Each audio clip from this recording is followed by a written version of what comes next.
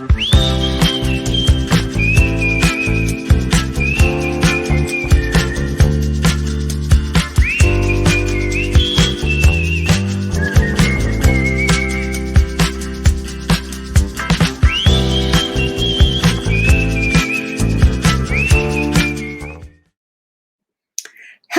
everyone. Welcome, and thank you for joining us again.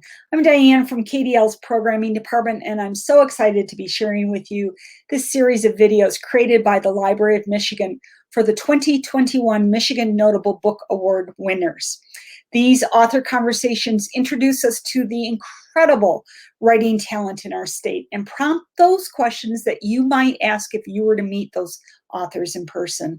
We learn about how they got started, what inspires them, and those unique details about their award-winning book that will inspire you to read. Today's conversation is with Joseph Harris about his book, You're in the Wrong Place. I hope you'll enjoy this author conversation.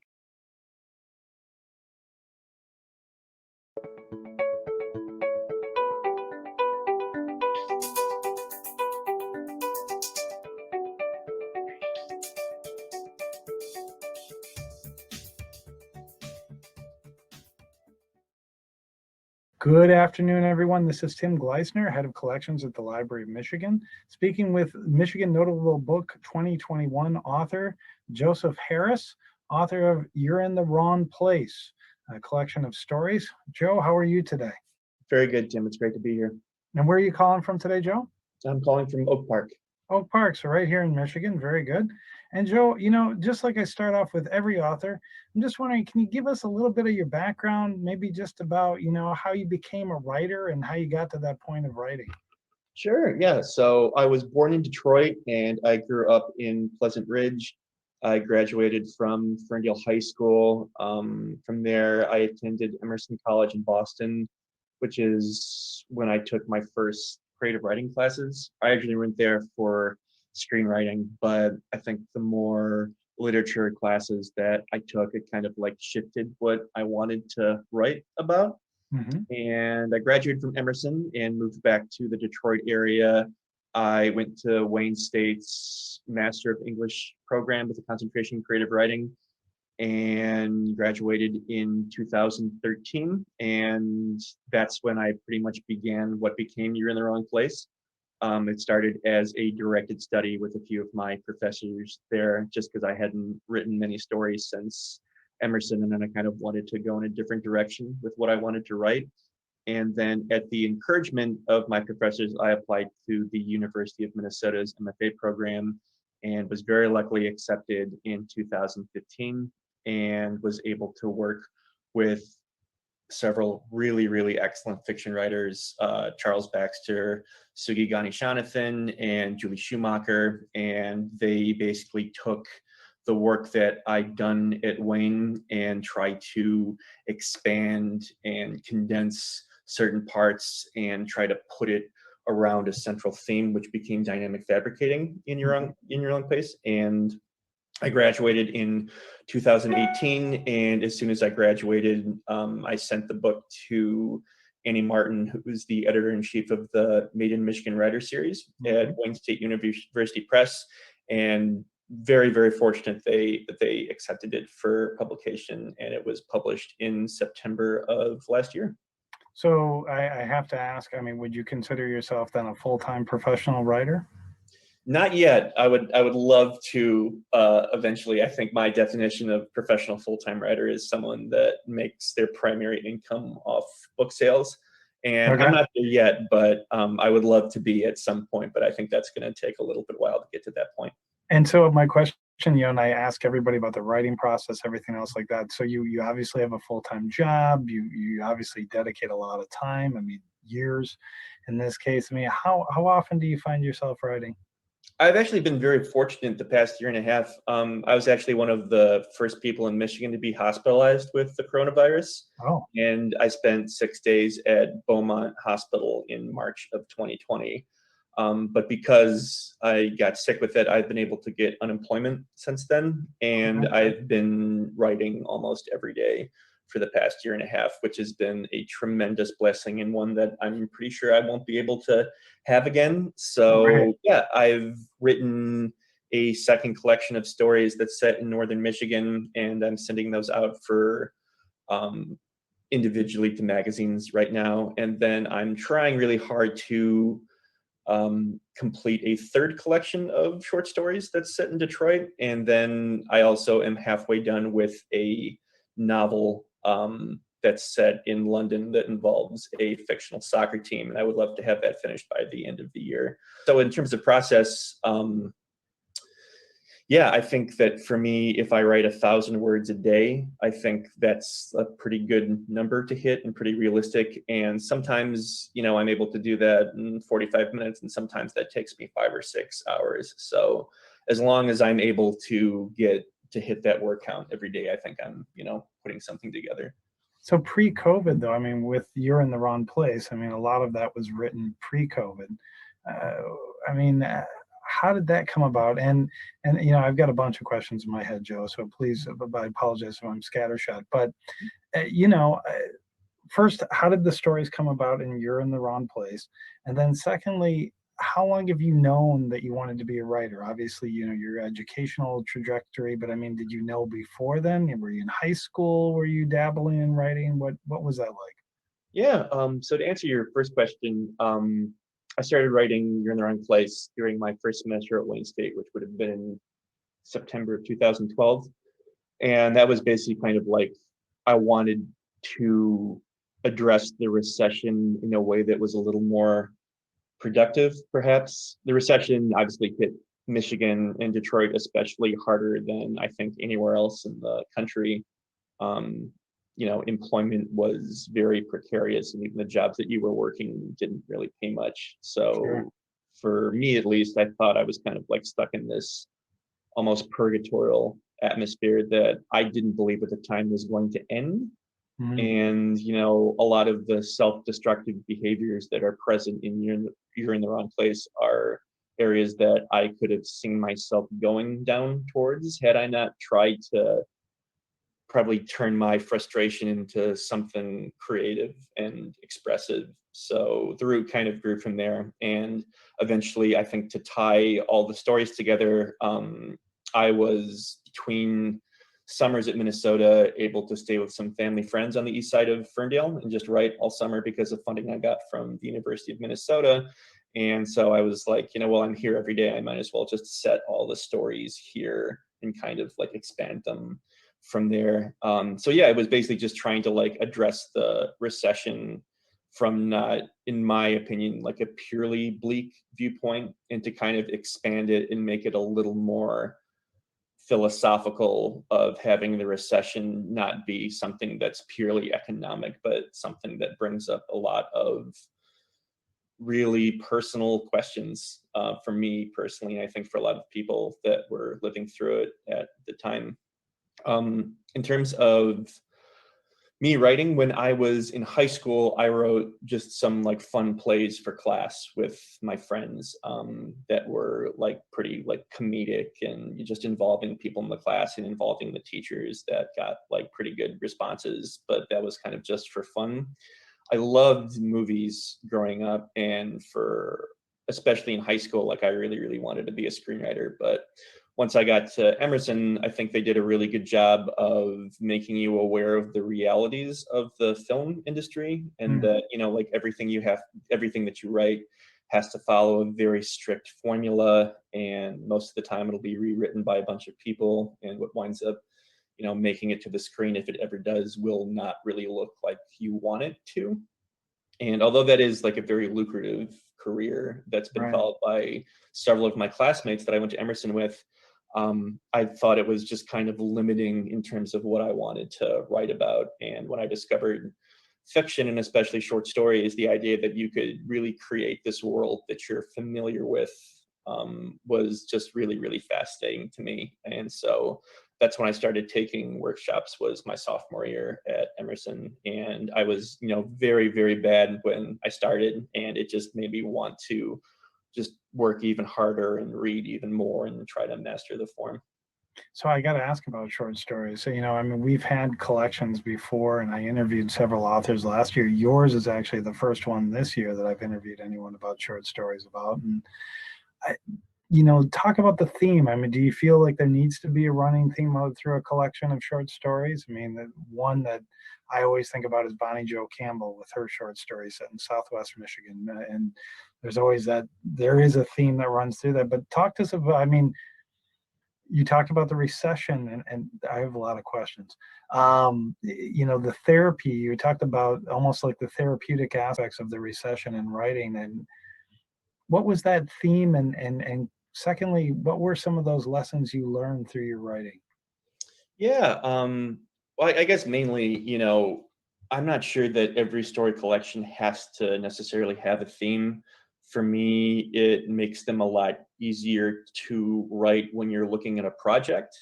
Mhm. There are several excellent story collections that don't really have a theme, that and they have different settings and much different characters.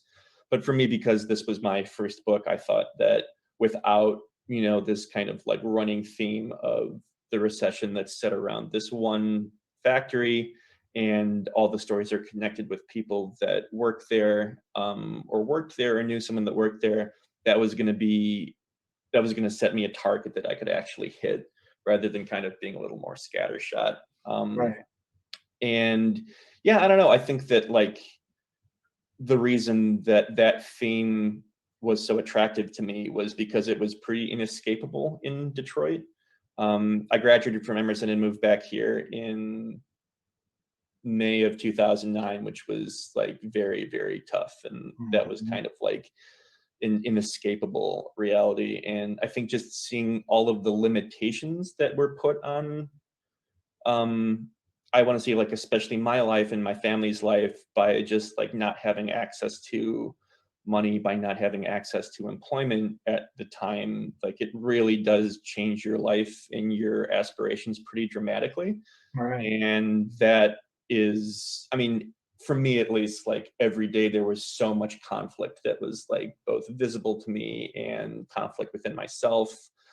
And that conflict to me is kind of like the engine that drives short stories. And so like it seemed to be like a pretty good subject to explore. Nice. And talk about the factory. I mean, was there a factory that you had in mind when you were writing? Did that act as a vehicle? I mean, did that act as almost like a microcosm for Detroit as a whole at that point? Yeah. So between summers and then when I moved back for the next 2 years, I worked at a fabricating shop in Roseville.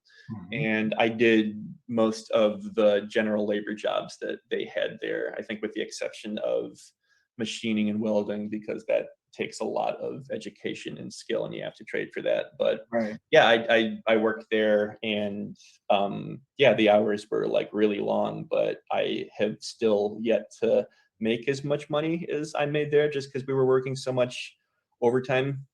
And although I think in the book I didn't want to get into like the specifics of factory labor in every story, I thought from my experience working at the factory, that would give me a starting point to kind of branch out from. And in terms of the location, on the east side of Ferndale, I think on the corner of 9 Mile and Wanda, there's like a giant industrial park. And when I was writing the book, most of those were closed. And so that kind of gave me like a physical place where I could set it. And then from that setting, kind of expand outwards to talk about the rest of the neighborhood and the rest of the region. Nice. And I got to ask, short story. So you said when you began, you were having difficulties with it, and you decided you wanted to conquer that form.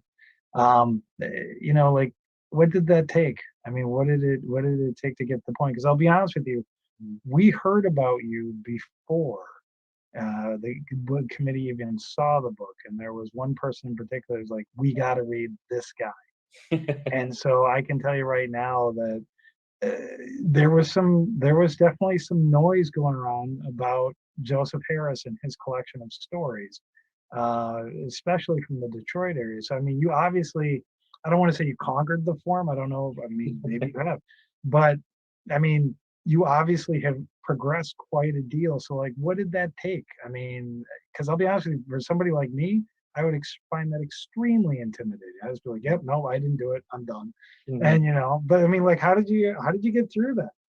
Well, first of all, that's extremely flattering to hear. Oh, it's true though. I'm just gonna tell you right now, like we heard about you. So go ahead. It's extremely flattering and really great to hear. But for me, I don't know. I think there's just been like a few things in my life that I've like really, really enjoyed, but have never really been good at to start with. And one of which was soccer. Like I played soccer for most of my life. And when I started playing when I was like 5 or 6 or 7 for a while, I was very, very bad, like really, really bad. But I don't know, I just like fell in love with the game and how, all the intricacies of it and all the different aspects of the game that I needed to get better at in order to become a decent player. And I did eventually, like I wound up playing in college and being the captain of my high school soccer team, which was great. But that honestly just took hours and hours and hours and hours of work. And for the short stories, the first ones that I wrote, I was like shocked at, like, I was like, wow, this is like really hard, and how like bad those first like stories were. And it honestly took, just trial and error constantly. And I think for me, half of it was reading. I just read exhaustively in college, and especially between when I graduated from Emerson, when I started at Wayne State, I was reading a book a week at that point, just trying to pick out, what was working and what wasn't. And I When you think were reading, was it just short stories, or were you reading all across the map when it came to fiction, things like that? Yeah, all across the map. I think for short stories in particular, Charles Baxter really stuck out to me just because he set all of his stories, in the Detroit region. And I think structurally they were so fascinating because they kind of, and especially for Believers, which is one of his collections and probably my favorite collection of stories, it introduces you to this world and kind of like lulls you into this false sense of security. And then something will happen that you completely don't expect that changes the trajectory and also like physically changes the structure of the stories themselves. And just the idea of being so immersive and being so unpredictable was something that for me, I said, I have to learn how to do that. But for me, the only ways that I did that was just by like reading and rereading and rereading, and then just like writing and writing and writing constantly. I mean, there was at least 200 pages of stories that didn't make it into You're in the Wrong Place just because they weren't good enough, because I was still trying to learn how to do it. But yeah, I mean, I don't think personally that there's any kind of shortcut to the short story form, because it is so compact and you have to put so much into such a like tight structure. The limitations are, to me, what is so exciting, and that's why I think it was so challenging, at least for me, to learn how to do. But after you do, enough and you fail enough and you finally get to a point where you write something that is, I think decent, and you're like, I think that this, like, not only me, someone else that reads this will be engaged by this, then you can start building from that. And I obviously you're from the Detroit area, you were born in Detroit. What is it about Detroit? I mean, what is it about for you that makes it such a, I don't want to call it a character, but I'm going to call it that anyways. Because I mean, I've talked to other Detroit writers. One last year, one of my favorites was Esperanza Centron with her collection of stories from Shades. And, not being from Detroit, I mean, I always find Detroit to be a cipher, and I love to see it through other people's eyes. So what is it for you about Detroit, and just what grabs you other than it's your home place? I really do think that, and I've lived in several other places, and I just don't think there's anywhere as interesting as Detroit. It was this very small town, and then it had this, like gigantic boom with the auto industry, and then grew exponentially. And, then when the auto industry started to contract, we had all of these, social and economic issues that were pretty unique to the city and that I think are still ongoing. And because of the auto industry, it, drew people from all over the country and all over the world. And this is such like a diverse place to live, and you're in contact with so many other cultures and people that are so different from you. And I don't know, it's just like, it's that alone I think is like really inspirational. I think this is like probably the least homogenous place I've ever lived. There's this like constant dialogue between cultures and different ideas that I think is, that for me is where a lot of creativity comes from, is just taking all of these ideas and trying to like put your own, like synthesize them and like create your own out of them. And I don't know, like I really do think, I think it's in the third story in You're in the Wrong Place, exit stage left, where there is a conversation between the characters in there about, like, why do you stay here when it's so hard to live? And I don't know, it's just like, I do think that Detroit is like really beautiful. Like, I think there's a beauty to the freeways and the factories and the bungalows. Like, I don't know, I think that, like our air, a lot of people when they first get to Detroit are just like, oh man, it smells here. But like every time I used to like get off the plane coming home from somewhere else and you like walk out the airport doors and you just kind of get like hit with that like wave of exhaust, like to me that is such an elating feeling. Like I feel that I'm home. And I think more than anything else, what's so inspiring is just like the people. Both sides of my family are here, and I've been very, very lucky to have met, so many incredible people that are still friends of mine, from grade school and middle school and high school and for grad school, and playing on different soccer teams, and just like being like around, like there's this like incredible quality to the people here that have this like incredible sense of humor and this incredible resilience that's really hard to find anywhere else. But for me at least, I mean, yeah, it's always been like really hard for me to make a living in Detroit. And I think that's true with a lot of other people, like living in a place that you love that doesn't necessarily always love you back. And that's also like breeds this sense of conflict that to me, again, I think is like the fulcrum of any great short story. So Fantastic. So then another question for you. I mean, why fiction? I mean, you could have done nonfiction. You could have, I mean, I think of all the nonfiction I've read about Detroit and everything else. Why fiction? What does that allow you to do as a writer? I think fiction opens up, for me at least, like so many different possibilities. At Minnesota, you had to take workshops outside of your genre. So I did try writing poetry, and I just like couldn't get it. Like my poems were just really, really tacky, and I didn't really have the mastery of, like rhythm and structure. And poetry is incredibly difficult. I think that poetry is probably, for me at least, like the hardest form to write in, because if short stories are concise, then poetry is like the most concise. You have to bring up all of this emotion and all of this imagery and all of these ideas, and you have to like boil it and reduce it to its like most base form. So that was too hard for me. And for nonfiction, I was really, really uncomfortable with writing about myself, like very, very uncomfortable. And especially I think like writing about my friends and family. With fiction, at least, I think that you're able to hide a lot of the reality that I at least, had. You're able to take all of these different emotions that you're feeling and assign them to a character or to assign them to a mood. It's so malleable. It's something that you can like really play with and like expand and contract at your will. It gives you a tremendous amount of freedom as a writer. And I think more than anything for me, I was just talking to a friend's book club about this a few weeks ago. I think with other creative forms like music, for instance, it's something that you can hear. With visual art, it's something that you can see. With movies, it's like a synthesis of those two. But writing for me is just words on a page. It's completely silent. It just is there. And the idea, when in the past that I've read some books, Wuthering Heights is probably my favorite novel. And the first time I read that book, I was so incredibly moved by it. You know, I had all of these physical reactions to that book.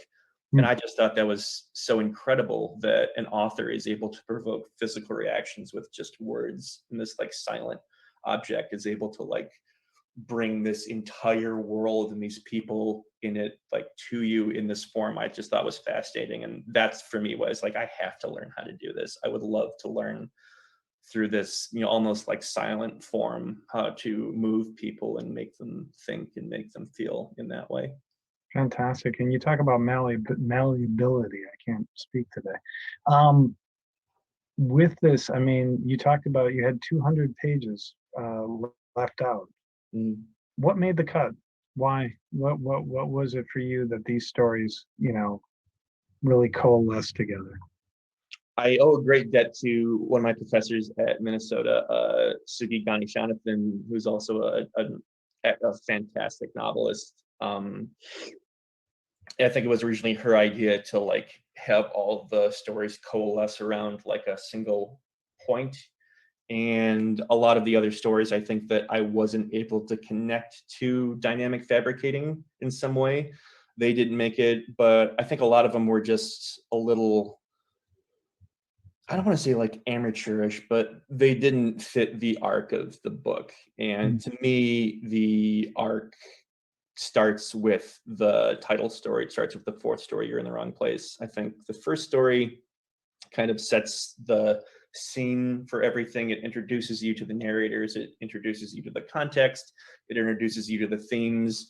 I think the next two are just kind of this like lull or a kind of like a calm before the storm, and starting with You're in the Wrong Place and continuing up until the Slow Death, which is the second to last story, which I think is kind of a catharsis story. There is this kind of like continuing arc of tension that's going through there. And a lot of the stories I couldn't fit into that arc. It just didn't make sense for me. It either was they were too repetitive, or I thought they kind of like slowed down the momentum that's building in there.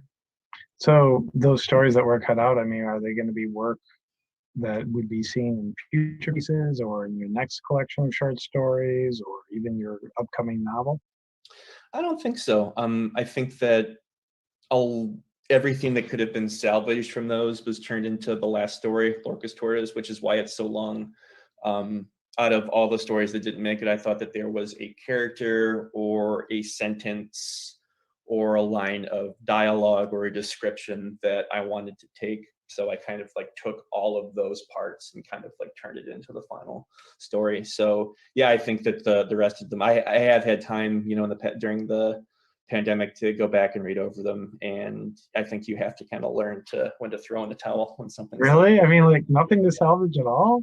yeah, I don't think so. I mean, that's hard, isn't it? I mean, I'm sorry, I don't mean to get so emphatic, but I mean, No, it's fine because I just had to do this with this second collection was kind of framed by my master's thesis at Wayne State, which was a novella. And so I was like, well, this will be the starting point for the whole collection. I'll just like, you know, riff off that. And a couple months ago, like I was like going to this thing that I based the whole collection on, like trying to like salvage it. And eventually I was like, I have to write like 2 or 3 more stories to like replace it to get it up to 200 pages because this is just not going to work. It's too, it doesn't sound good, it doesn't flow well, and it's not going to fit in with I think what I thought was the quality of the rest of the collection. So it is hard, but at the same time it's liberating because if you keep like doing something over and over that's still not working, it's just kind of like a waste of your time that I think would be better spent trying to do something or write something that you will be able to kind of put out there. and I just mentioned it, but I'm just wondering, you know, you delved into short stories, you're dealing with Michigan, and now you're going into the novel. Why the novel? Like, what does that do for you beyond the short story? I think like I was saying earlier with how hard I found short stories, like I find writing novels to be very hard to be able to, for me at least, sustain a plot for, you know, 300 pages is very, very difficult because I think for this novel that I want to write and perhaps going forward, like I want to maintain the momentum that I have in my stories. I think that for me, one of the things that I think I have a good grasp on in You're in the Wrong Place is the momentum of the stories. I think that they have this like natural movement. And I think that's, for me, what makes them easier to write and easier to read, especially. And so the idea that I have to like keep that momentum going for such a long period of time is daunting, but it's something that I'm excited to learn how to do. Great. So then, just Michigan has definitely been a scene and everything else, but now you were mentioning the fact that you're going to write something about London. I mean, what's that take to go from your home place, and maybe you visited London, maybe even lived there for a time, but I mean, what, how hard is that? Yeah, I was actually very, very lucky. My second year in Minnesota, we did have a novel writing class where we all had to turn in 100 pages of a novel. And I was very close to the deadline where I had to turn mine in, and I had nothing. I was like thinking of writing this one thing, and like I was saying earlier, it was just like not working. And I was like, Very, how can I write 100 pages of something in 2 weeks? And because I love soccer so much, I was like, well, I'll just like try that. And my favorite soccer team that I've watched for a really long time is Arsenal, and they're in London. So I was like, well, I'll just set it in London just because I'm familiar with the history of the club. And also, like, I'm a big fan of history, so I was a little familiar with English history at that point. And yeah, that section of the novel that I turned in actually got me a fellowship to go to London that summer. So I was able to spend 3 weeks there and just do a ton of research and visit all the places. And I got to go to a game at Arsenal's Emirates Stadium, which was incredible because I'd always wanted to go and I never thought I would be able to do it.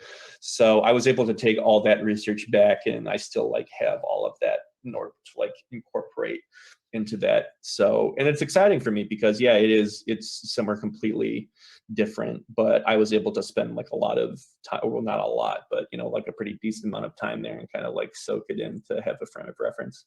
So I have to ask, were you heartbroken this past week with the Euros and Italy? I didn't really, first of all, I love the European Championships. I think that they're like one of the best sporting tournaments on earth, and it was a really good tournament this year. But yeah, I wasn't really rooting for a specific team. I think I was just rooting for like really good games because the tournament in France 5 years ago was so boring. It was like no one attacked, like everyone defended it, especially the final was just like watching paint dry. And with this final especially, it was so exciting. And obviously I felt like really bad for England just because they haven't won a tournament in a really long time. But I thought Italy was the best team, and I thought that they deserved to win. Fantastic. So now with the pandemic, you've had coronavirus. How's that affected your work? And I mean, you've had time to write this past year.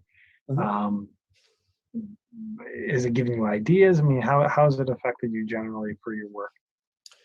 I think mainly it's just given me time. Although, I loved being the reason that and I think a lot of other writers like gravitate towards the academy is because that's the only way to get funding. Obviously, you can apply to different fellowships and grants like the Kresge or the NEA, but those are, insanely competitive and they don't take too many. But I at least wanted to go to graduate school for writing because someone was going to take an interest in your work and to edit it and to clean it up and to give you suggestions, which is not something that you can really do on your own. But at the same time, while you're in those spaces, you have to teach and you have to do your coursework for other classes, and it's a lot of work outside of you like having to like sit down and produce something for your own classes. But for the past year and a half, like I've had nothing but time to write, and that has been like a miracle. It's been like the best thing that has honestly like ever happened to me, to be able to wake up every day and say that the only thing that I need to do today is write 1,000 words is so liberating. And yeah, I mean, I think for the different projects that I've been able to work on and complete, it just like knowing that you have the time to just to fully focus on it. Obviously, there are a few, fiction writers that get to the point where, they make enough money off the books that they sell, where that's, their life. They just get to wake up and write every day. But, I'm not there yet, and I might not ever get there. So I just wanted to make sure that I made the most of this time and got the most done possible. Fantastic. And then in summary, what did it mean to you to be chosen as a Michigan Notable Book Author? It was fantastic. I know Charles Baxter, whose work I love and who was one of my professors in Minnesota, was one of the first people to reach out to me. And because he, I think, won it in 2004. And yeah, American Salvage is such a fantastic book. And I know that Bonnie Jo Campbell won it in 2009 or 2010. Jim Harrison, who's another one, a writer who I deeply admire, won several.